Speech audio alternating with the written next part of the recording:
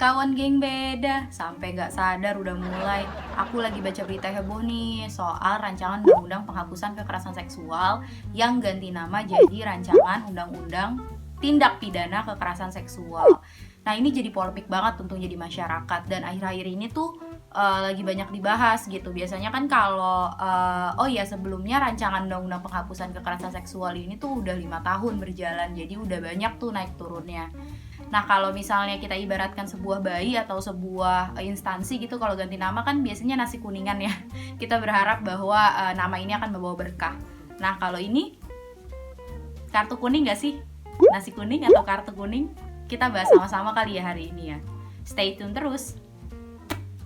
Balik atau Badan Legislatif mengatakan bahwa dari 9 jenis kekerasan yang waktu itu sempat dibahas, hanya 4 yang diakui dan 5 dihapuskan gitu. Alasannya kalau menurut Sabari Barus, yaitu tim ahli balik di DPR, mengatakan bahwa sebenarnya 5 jenis kekerasan seksual ini tuh udah masuk ke dalam Kitab Undang-Undang Hukum Pidana atau KUHP, atau bahkan rancangannya nih yang lagi dibahas.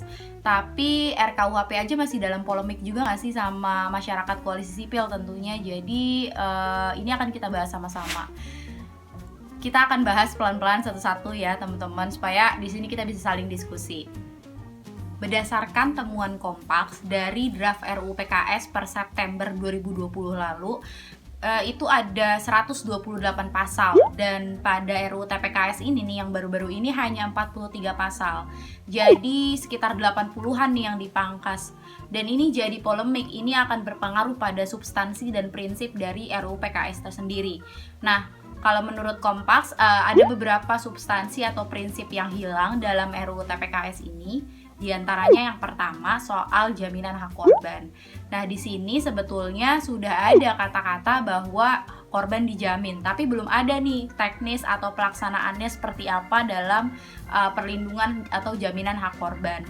Seperti itu. Lalu yang kedua tentang 5 jenis kekerasan yang dihapus, yaitu yang pertama ada tindak pidana perkosaan, ada juga pemaksaan perkawinan, pemaksaan aborsi, pelacuran, penyiksaan seksual, dan perbudakan seksual. Di mana dalam jenis-jenis ini pun sudah melewati 9 jenis tadi ya, yang termasuk yang 5 dihilangkan itu sudah melewati proses data, fakta di lapangan bahwa ada 9 jenis kekerasan ini. Dan 9 jenis kekerasan ini harusnya diakui gitu. Kalau misalnya ini tidak masuk dalam rancangan yang sekarang, itu artinya malah menginvalidasi apa yang korban alami sebelum-sebelumnya. Nah, lalu yang terakhir soal penghalusan bahasa. Ini juga menjadi penting. Jadi ada kata perkosaan yang diganti menjadi pemaksaan hubungan seksual.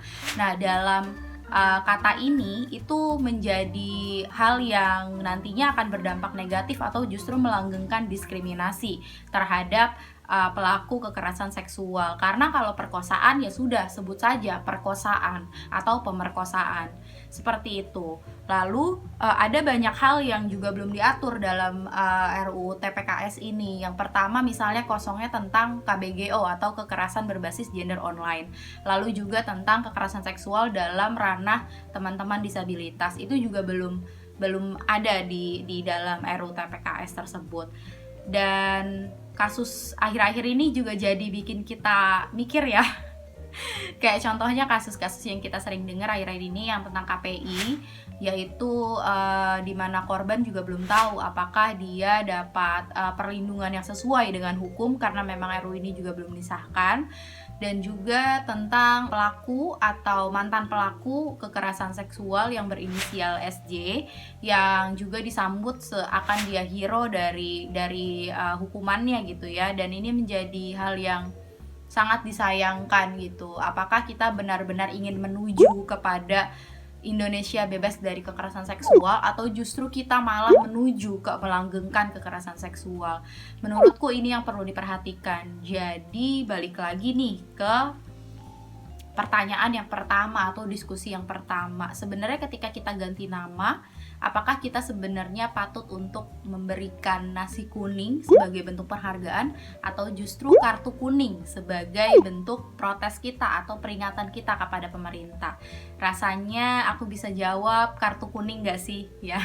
Jadi memang di diskusi kali ini aku sangat menyayangkan bahwa pemerintah juga belum menuju ke arah yang sama, yaitu penghapusan kekerasan seksual.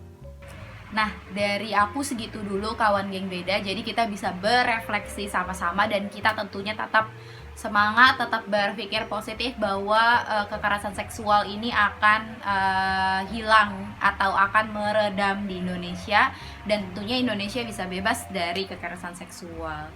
Kita akan ketemu lagi di video-video selanjutnya, dan aku terima kasih sudah menonton. Sampai jumpa.